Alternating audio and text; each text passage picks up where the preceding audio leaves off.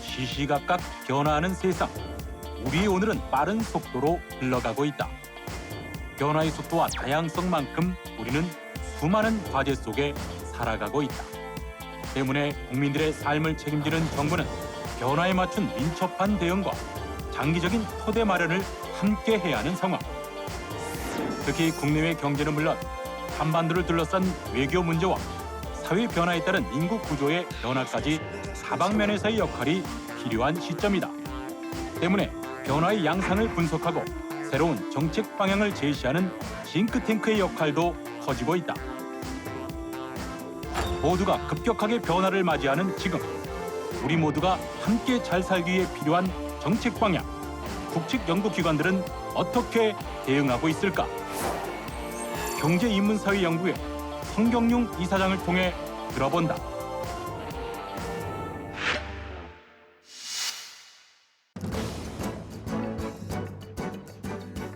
안녕하십니까. 최일구의 정말 진행 맡은 최일구입니다. 정치, 경제, 사회 모든 게 빠르게 변하는 시대입니다. 이런 시기에 변화에 순발력 있게 대응하지 않으면 뒤처지기 마련인데요. 한편 또 모든 것의 틀이 바뀌는 시대이기도 하기 때문에 그에 맞는 장기적인 토대 마련도 중요합니다. 자, 그렇다면 새해를 맞아서 우리나라의 정책은 어떤 부분에 집중하면서 장기적인 토대를 마련하고 또 순발력 있게 대응해야 할까요?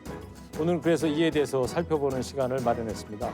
정부의 정책 방향성에 대해 고민하는 국책연구기관의 컨트롤 타워 역할을 하는 곳입니다. 경제인문사회 연구회 성경용 이사장 모셨습니다. 안녕하세요. 네, 안녕하십니까. 네, 새해 복 많이 받으시고요. 네네, 감사합니다. 시청자분들께서 좀 생소하게 느껴지시는 분들도 계실 텐데 일단 대략적으로 어떤 조직인지 설명을 좀 부탁드릴게요. 예, 저희 경제인문사회연구회는 산하에 KDI를 비롯해서 26개 연구기관이 있습니다. 네, 이 각각의 연구기관들은 정부 부처로 볼 때는 기획재정부다 뭐 산업부다 하는 그 각각의 부처와 대개 1대1 대응 관계를 가지고 있고 네. 각 부처들이 하고 있는 정책 개발 또 정책 추진 이 전반에 대해서 연구 분석을 통해 지원하는 그런 역할을 하고 있습니다. 그러니까 각 부처마다 또 이렇게 직접적으로 연결이 돼 있긴 하지만 경제인문사회연구회가 이제 전체적인 컨트롤 타워 역할을 한다 이런 얘기죠. 그렇습니다. 그래서 개별 연구기관이 개별 부처를 지원하기도 하고 또 저희 경제인문사회 연구하고 같이 이제 힘을 합쳐서 우리 국가 전체가 추진해야 될 대형 과제가 있습니다. 예를 들어 저출산이라든지 이런 대형 과제를 합동으로 같이 추진함으로써 네. 정부의 역할을 정진하는 그런 우리가 노력을 하고 있습니다. 줄여서 이제 경사연 이렇게 하는데 경사연은 이제 총리실 산하에 있는 거죠. 네, 그렇습니다. 그리고 26개 국책 연구기관이 각각의 이제 싱크탱크가 되는 건데 네, 네. 그럼 경사연은 그 위에 컨트롤 타워니까 싱크 항공모함 뭐 이렇게 부르잖아요. 네, 네. 여러 가지 그 역할을 조정하기도 하고 예. 또 새로운 그 큰 과제, 큰 국가적 과제를 공동으로 팀을 짜서 연구하기 때문에 네. 분업과 이 통합이 동시에 이룬다고 볼 수 네. 있습니다. 어디 있어요, 경사연은? 경선 세종시에 세종시에. 본부가 네. 있습니다. 알겠습니다. 네. 모르는 게 좀 있어가지고 대략적으로 여쭤보고. 네, 네. 자, 지금부터 한번 저 궁금한 게 참 많은데요. 질문을 좀 드려보도록 하겠습니다. 우선 경제에 관해서 좀 질문을 드려보려고 하는데 네. 작년에 뭐 이제 수출도 안 좋았고요. 이제 미중 간의 무역 협상이 좀 타결돼서 좀 청신호가 켜지긴 했습니다만은 대내 여건도 어려운 부분이 많은데 현재 우리 경제가 처한 상황 좀 진단을 좀 해주시죠. 예, 지금 말씀하신 대로 작년 1년 내내 전 세계의 가장 큰 경제적 불확실성 요인이 바로 미중 갈등이었죠. 네. 뭐 1년 내내 서로 밀고 당기 큰 대결 양상을 보였고 마침 최근에 1월 15일자입니다마는 미국과 중국이 줄다리기 하던 이제 무역 협상에 대해서 종결하는 그런 그런 중요한 시기를 지금 거쳤고요. 아마 전 세계 무역이나 경제 활동이 좀 안정되리라고 봅니다. 네. 우리도 여건이 좀 좋아지겠죠? 그래서 이제 그게 이제 제일 큰 불확실성 요인인데 미중 무역이 이제 안정되면 우리가 중국에 수출 많이 하고 있기 때문에 우리 수출이 작년 1년 동안에 12개월 연속 감소했습니다. 네. 그래서 대단히 중요한 요인이 이제 미중 갈등이고 그게 해결이 되고 있고요. 또 한일 무역 갈등이 있는데 그것도 최근에 뭐 보도가 많이 납니다마는 우리가 일본이 세 가지 소재에 대해서 수출 통제를 했는데 그럼에도 불구하고 우리가 우리 스스로 중요한 3개 소재에 대해서 이거를 국산화하거나 또 독자적으로 이거를 조달함으로써 일본의 소재에 대한 의존성이 현저히 좀 줄어들었습니다. 네. 이 문제도 거의 안정적인 어떤 방향을 가고 있기 때문에 하여튼 좋은 소식이에요. 좋은 소식입니다. 둘 다 좋은 소식이고 또 금년에는 반도체 부분에 대단히 큰 이제 성과가 있을 거로 예상이 되고 있고 이런 것이 잘 되면 아마 투자라든지 이 고용이라든지 소비가 다 증진돼서 현재 지금 여러 국내외 연구기관이 예측하는 바에 의하면은 작년이 이제 아마 2.0%좀 경제 성장이 될 거다 이렇게 보고 있는데 올해는 아마 2.3% 이상 달성하지 않겠는가. 네. 뭐 전반적으로 좋은 전망이 나오고 있습니다. 연구 기관들이 이렇게 전망을 했다고 말씀하셨는데 경사연이 주최를 해가지고 우리 26개 국책 기관들이 모여서 가끔가다 이렇게 정기적인 회의 같은 것도 하시나요? 예, 여러 가지 이제 공식적인 회의가 이 법적으로 뭐 1년에 2번 경영 협의회를 하게 돼 있고요. 지금 바로 다음 달 2월 12일 날은 우리 경사연 전체 연구기관이 참여해서 우리나라 1년 동안의 미래 전망 대회를 합니다. 제목이 2020 대한민국 미래 전망 대회라는 것인데 여기에 전 연구기관이 동참해서 세계 경제 동향 또 세계 국제 정치 동향 이거 다 우리가 전망하고 그다음에 이제 국내 동향을 점검하는데 국내 경제, 국내 산업, 국내 뭐 고용 등등 해서 세계 동향과 우리 국내 동향을 종합적으로 점검해서 올해 우리나라 운세가 좋겠다 안 좋겠다 네. 어떤 점이 이 희망적인 분야다 또 어떤 점이 또 여러 가지 어려움이 예상되는 분야인가 하는 거를 종합 전망해서 하는 그런 그럼 큰 행사가 작년에도 있습니다. 그 모임을 가지셨나요? 작년에는 미처 우리가 그까지 가지를 못하고 예. 작년에는 이제 5월 초에 에, 전해에 연구한 내용들을 종합해서 대국민 보고 대회라는 걸 했습니다. 네. 올해는 이제 정초에 미래 전망 대회를 하고 중간에 전년도 연구한 거를 종합 보고하는 회의를 하고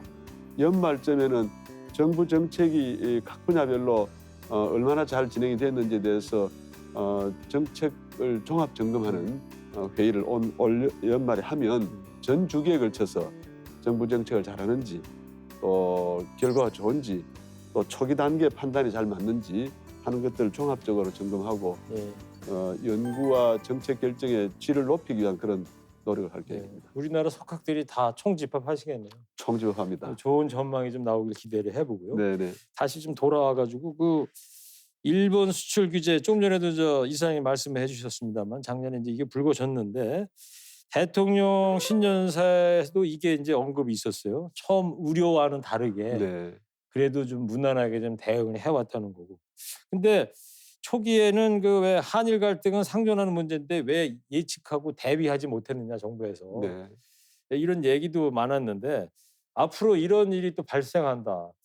어떻게 대응해야 된다고 보십니까? 우선 당시에 왜 그럼 일본이 그렇게 대응할 거에 대해서 예측을 못했는가 하는 지적이 많았는데요.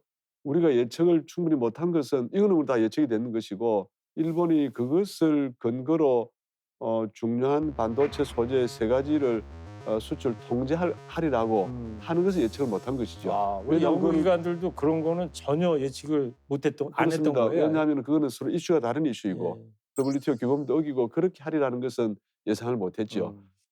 그 당시에 논의가 많이 됐습니다마는 이게 우리나라에 수출하면 이게 북한에 이게 전달이 돼서 전략 무기를 만드는 데 또 이용될 거다라는 식의 변명을 그러니까요. 했는데 그거는 우리의 일본의 수출품이 들어오면 우리나라에서 어떻게 되는지를 이렇게 의왕 속에 보듯이 분명히 추적하고 확인할 수 있는 것을 그 우려가 있다라는 것을 근거로 했기 때문에 이것은 옳지 못한 것이죠. 그러니까 이거는 아마 그렇게까지는 하지 않을 거라는 어떤 믿음이 있었는데 그 믿음을 깼다는 점에서 대국답지 못한 일이다 이렇게 볼 수 있고요.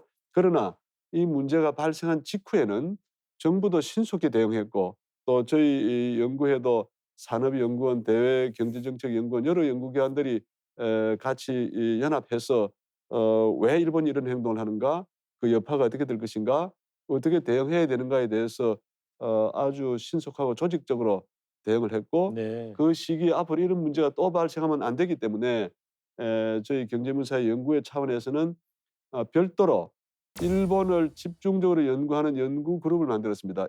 이름이 일본 아, 연구회인데 요번에 만드신 거예요? 그 직후에 만들었죠. 작년 중반에 그러니까. 그렇습니다. 그렇게 해서 한일 간에 발생할 수 있는 주요 쟁점 한 33가지를 도출해서 그거를 우리 국내에 있는 학자, 일본에 있는 또 우리 한국계 학자들이 참여해서 아주 중요한 지금 분석 작업을 하고 그 보고서를 정부에 지금 제출해서 일본이 제기할 수 있는 여러 문제에 대해서 우리가 체계적으로 대응을 하고 있다는 말씀을 드립니다. 그러면 이사장님 질문이 하나 있는데요.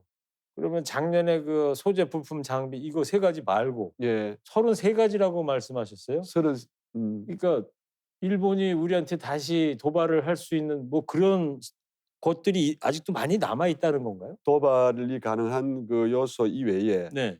도대체 정책 결정하는 분들이 일본을 어떻게 이해해야 되는가? 아. 일본 역사, 근현대사부터 시작해서 우리하고 일본하고 서로 경쟁 관계에 있는 어떤 산업 분야, 또 서로 보완 관계가 되는 분야, 또 한일 갈등이 집중되는 분야. 아까 역사 해석에서부터 한일 협정에서 그 미비한 점, 앞으로 강제징용 이외에 그 위안부 할머니들 문제, 여러 문제가 지금 남아 있습니다. 네. 이런 그 향후에 문제가 될 수 있는 주요 쟁점들에 대해서 우리가 어떻게 대응할 것인가 하는 여러 주제가 포함되어 있고 또 후반부에 가면 앞으로 한일 관계가 정상화되고 어떤 그 관계 개선이 충분히 이루어질 경우에 대비해서 한국과 일본이 어떻게 서로 화해할 것인지 어떻게 협력할 것인지 학자들이 교류하고 시민사회가 교류하고 그래서 관계를 복원하는 문제에 이르기까지 저희들이 지금 집중적으로 연구를 하고 있고 단계 거기에 대한 대응 방안을 내놓을 그런 계획으로 있습니다.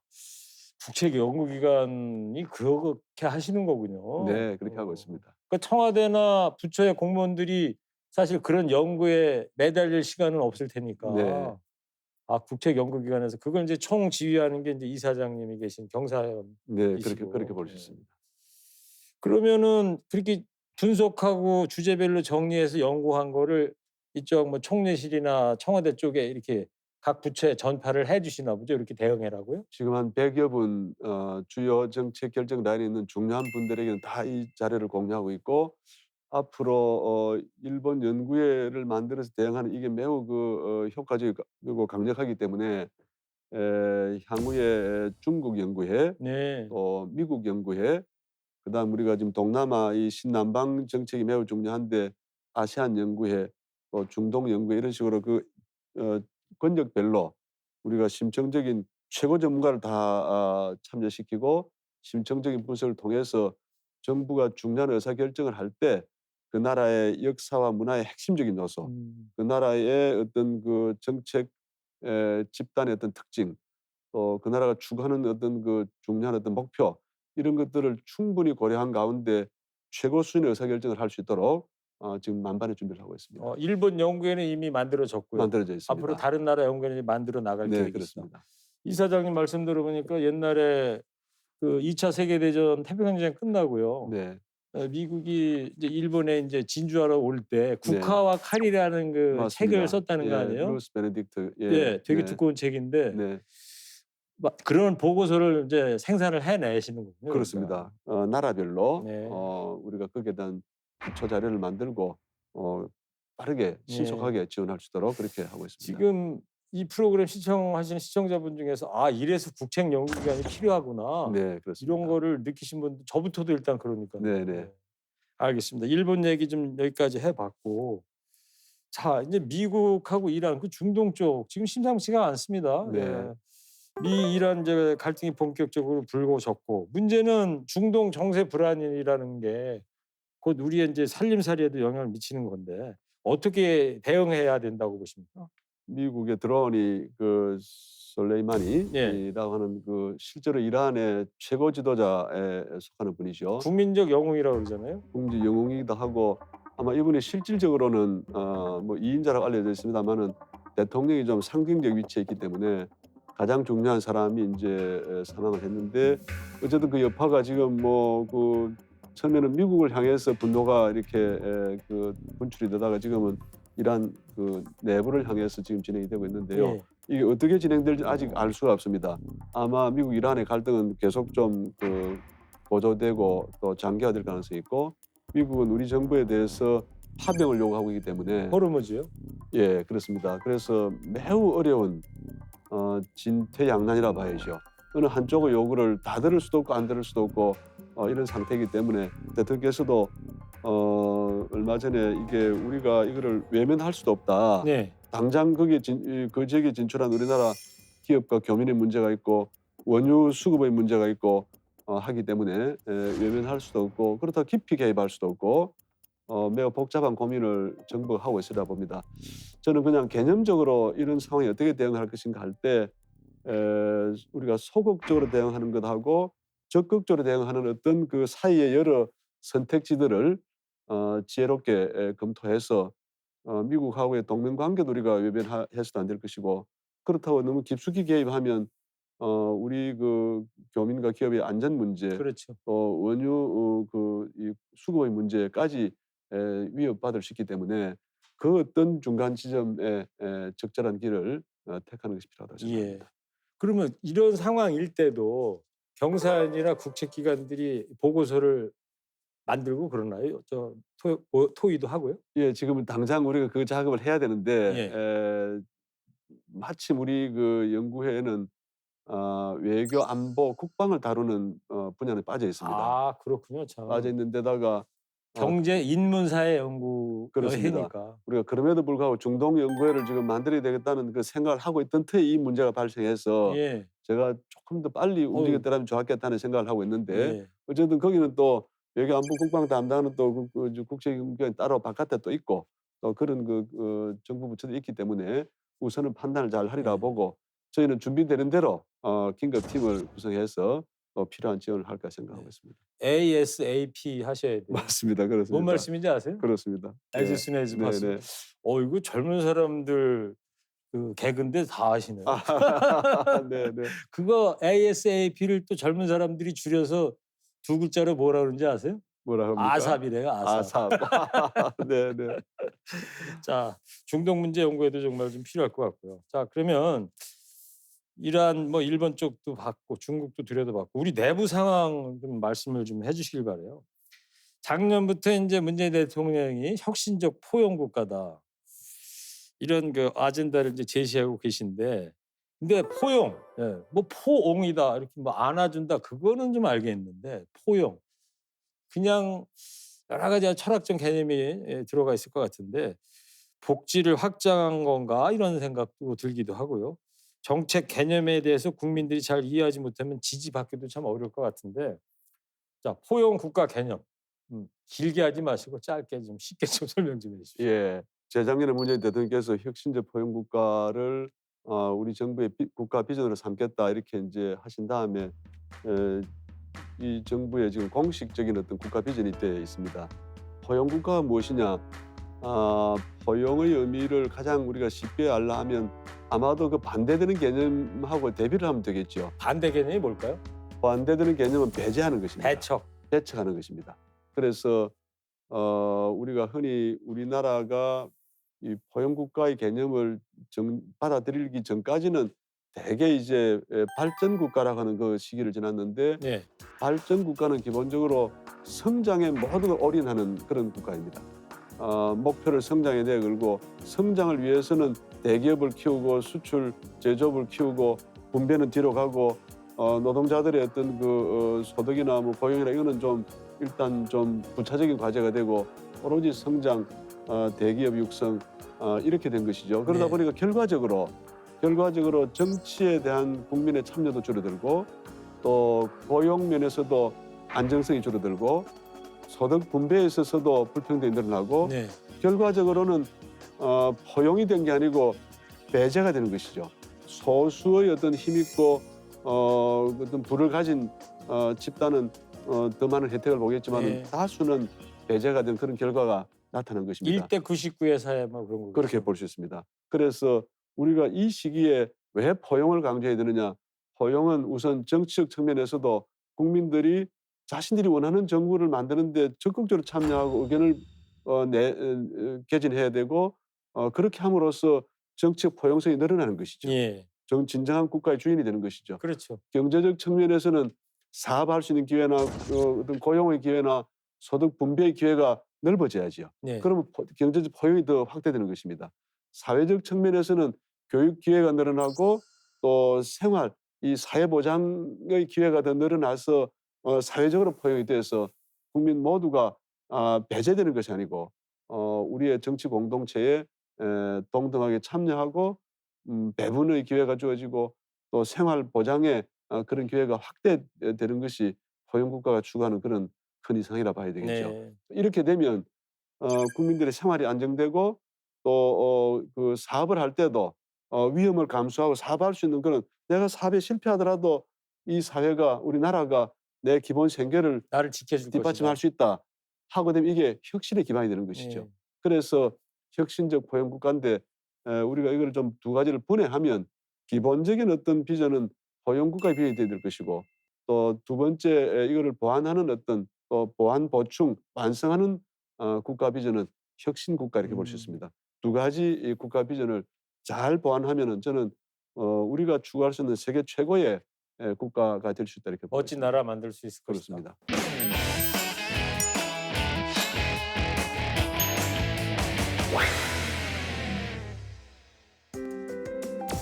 사회의 변화에 따라 인구 구조에도 많은 변화가 일어나고 있다.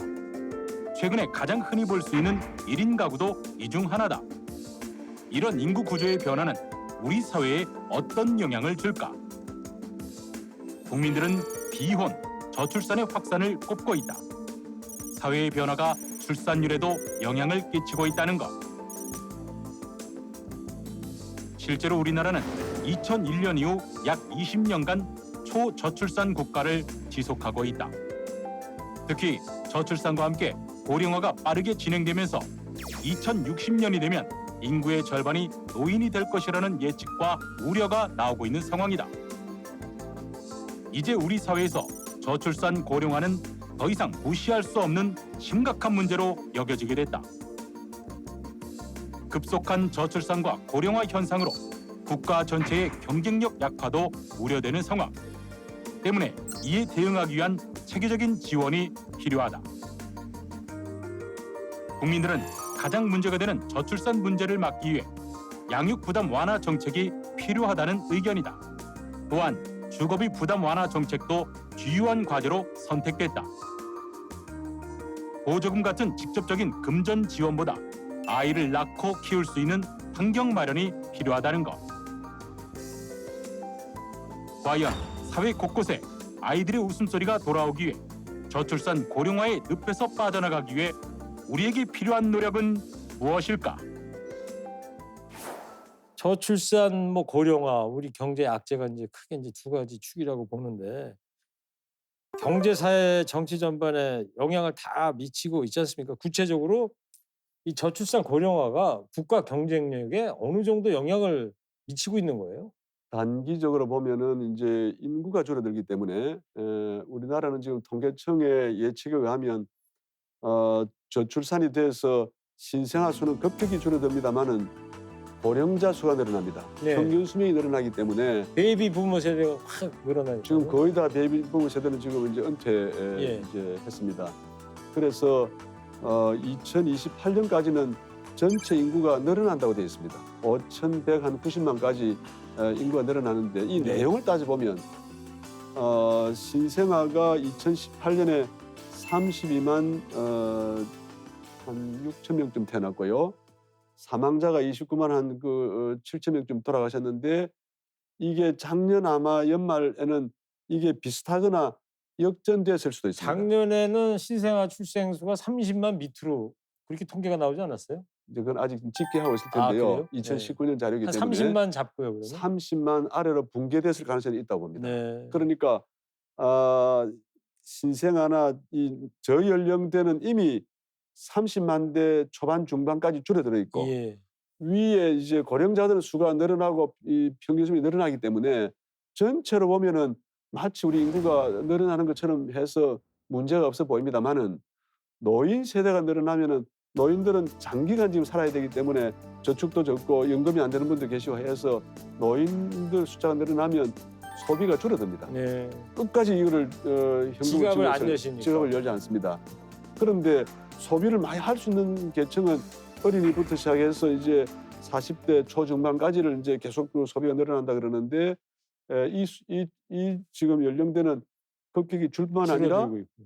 미래에 대비해서 또 이걸 저축을 해야 되기 때문에 전체적으로는 단기적으로는 소비가 줄게 돼 있죠. 소비가 준다. 그리고 얼마 지나면은 이제 부동산 가격도 줄어들 것이고 주식 투자도 줄어들 가능성이 있고 전반적으로 우리 사회가 수축 위축의 그 시기로 접어들 가능성이 있습니다. 앞으로 한 4, 5년 내에 저는 그런 현상이 빠르게 이제 확산될 때라고 보고 그다음에 우리 사회 이제 이 다른 켠에서는 유치원부터 초등, 중등, 고등 지금 대학까지 올해부터는 대학이 줄어들게 되어 있습니다.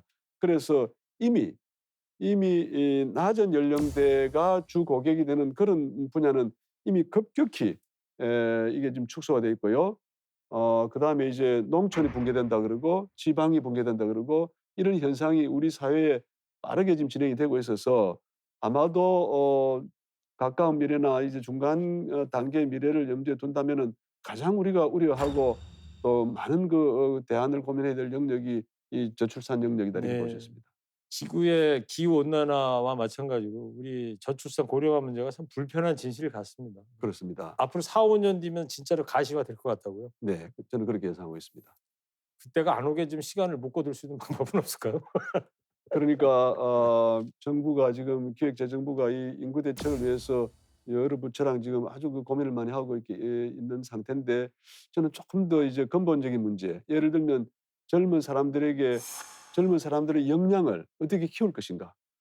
4차 산업혁명이다 이런 시대 변화에 맞게 시대가 그 요구에 맞는 역량을 키워야 되고 그 사람들에게 좋은 직장을 만들어줘야 되고 소득을 내가 월급 받아서 저축하면서 결혼하고 자녀 키울 수 있다는 이런 믿음을 줘야 되는데 지금 여러 요소가 지금 구멍이 나 있고요. 예. 정부 대책은 주로 보육, 육아 쪽에 많이 집중이 돼 있는데 그것도 물론 중요한 요인입니다만은 먼저 결혼을 결심할 수 있는 여건을 만들어줘야죠. 그러면 그게 아까 말씀드린 대로 이 새로운 시대에 맞는 역량을 키우고 고용이 되게 하고 자신의 소득 여건을 충족시키는 이런 그 정책들이 선행이 되지 않겠습니까? 이 부분을 빨리 보완해야 되고 그다음에 육아다 무슨 이런 이제 대책이 그 결합이 돼야 되는데 저는 앞부분에 대한 정책이 좀 취약하다 이렇게 보고 있습니다. 일본 같은 경우에는 인구가 줄어드니까 뭐 외국인, 이주민을 많이 받아들인다 뭐 이런 얘기 듣는데 이주민 정책에 대해서는 우리는 어떻게 해야 된다고 보세요? 시골 가면은 외국인 없으면 일을 못 하잖아요. 노인들밖에 안 계시는데. 이미 이제 그 농업 부분하고 또 제조업 부분에 외국인이 많이 들어와 있고 또 이주 회원 여성들하고 결혼한 가정이 지금 급속히 늘어나고 다문화 가정 있고 많죠. 그렇습니다. 저는 이것은 우리 출산율이 0.98 이하인 상태에서는 거의 뭐 필연적으로 우리가 원하건 원치 않건 우리가 선택해야 되겠죠. 줄어드는 인구를 가지고 시장이 줄어들고 우리 경제력이 줄어드는 것을 감수하면서 이민에 대해서 우리가 폐쇄적 태도를 취할 것인지 좀 적극적으로 개방적으로 갈 것인지. 개방적으로 이 개발도상국에 우리하고 이렇게 가까이 지내고자 하는 나라가 많이 있습니다. 뭐 인도네시아, 베트남, 캄보디아 등등, 우즈베키스탄 이런 나라들에서 우리가 우수한 사람을 빨리 선발해서 교육시키고 우리나라에 와서 일하고 살 수 있는 여건을 만들 것인지 저는 그 선택을 해야 될 그런 중요한 단계에 와 있다고 보고 있습니다. 예, 알겠습니다.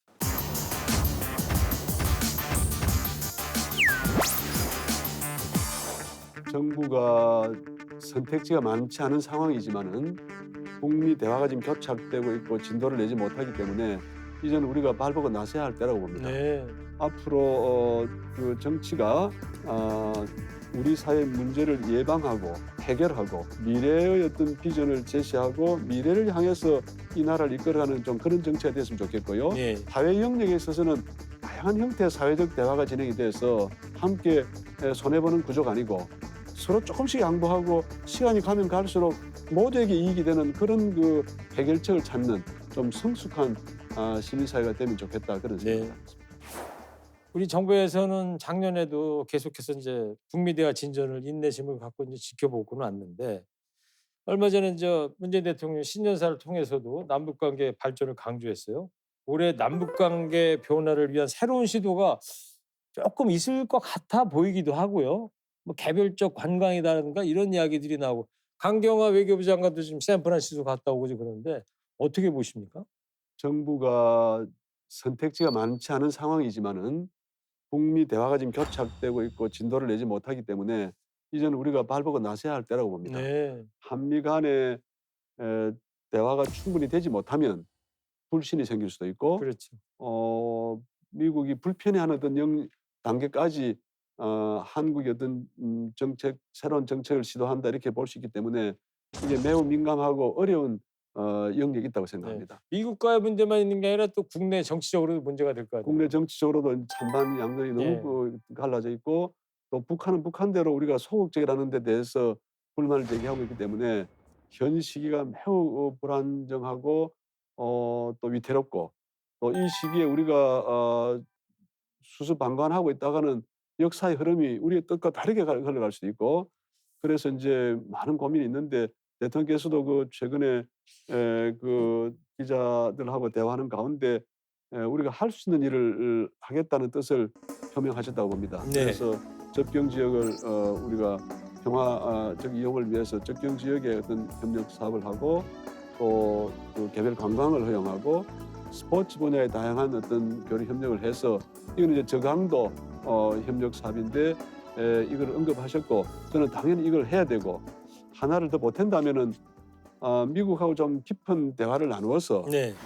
미국의 이해를 구하고 그런 가운데 한미 동맹의 어떤 구조 속에서 우리 한국이 할 수 있는 최대치, 한국이 할 수 있는 최소치가 아니고 충분히 미국에 대해 설명하고 설득하고 우리가 나서서 뭔가를 좀 변화를 추구하겠다 하는 것을 뜻을 밝히고 또 서로 이해가 된 가운데 한국 정부가 할 수 있는 저는 최대치를 추구해야 된다. 네.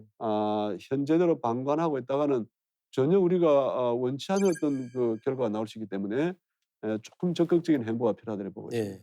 알겠습니다.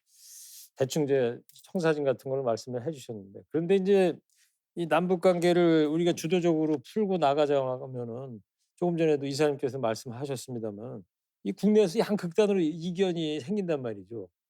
이런 이견을 좀 풀어 나갈 수 있는 지혜 그런 게 좀 없을까요? 저는 우리가 서로가 질문하고 토론하고 같이 결론을 내려야 한다고 생각합니다. 그래서 합의점을 찾아야 되겠죠. 제가 던지고자 하는 질문은 우리가 어 적극적으로 어떤 그 가치를 실현할 것이냐라는 질문도 할 수 있고 네. 우리가 어떤 것을 예방해야 될 것인가라는 질문을 할 수도 옵니다. 저는 가장 중요한 질문이 우리가 전쟁을 어떤 일이 있더라도 전쟁을 막아야 한다는 데 대해서 질문을 제기한다고 생각합니다. 네. 전쟁을 예방한다는 목표를 세우고 어떻게 해야 전쟁을 예방할 수 있는가라는 질문을 던질 수 있겠죠. 그러면 서로 이념적으로 다른 입장이 있다 하더라도 이 문제, 이 목표에 동의한다면 전쟁을 막고 다음 단계로 나갈 수 있는 문제에 대해서 서로 토론하고 저는 좋은 결론에 같이 도달할 수 않겠나 생각을 하고요. 네. 지금 문재인 정부가 하고 있는 일이 저는 그 전쟁을 예방하는 지난 정부 시기에 북한이 핵 실험하고 극단적으로 그 갈등이 그 악화돼서 마치 전쟁 직전 상태 같은 그런 우리가 경험을 하지 않았습니까? 2017년이었죠. 그렇습니다. 예. 그래서 2017년 말까지. 네, 그래서 우리가 그런 그 위험한 상황으로 나라 이게 운영이 되지 않도록 해야 되고 네. 상호 간에 서로 신뢰를 쌓아야 되고 저는 그 목표를 중심으로 해서 여야 그 서로 이념이 다른 분들 사이에 저는 깊은 토론을 해서 네. 이 문제가 어디 야의 문제겠습니까? 이는 국가 존립에 관한 문제이고 그렇죠. 국민들의 생명에 관한 문제이기 때문에 여기에 우리가 진지한 대화가 이루어져야 한다고 네. 생각합니다. 하여튼 전쟁은 이 땅에서 다시는 일어나지 말아야 된다는 그런 확고한 전제 하에 네, 여야가 함께 대화하고 타협을 해 나가야 된다. 그렇습니다. 이런 말씀. 알겠습니다. 자, 이제 올해 이제 무엇보다도 4월 15일 총선이 있는 때 아닙니까? 뭐 앞으로 계속해서 온갖 갈등 이슈가 이제 우리 사회에 또 쏟아져 나올 텐데 그 부작용을 최소화하려면 어떻게 해야 된다고 보세요? 우리 사회는 짧은 시간에 뭐 엄청난 변화를 겪고 경제 기적도 이루고 정치 기적도 이룬 세계상 특이한 나라이죠.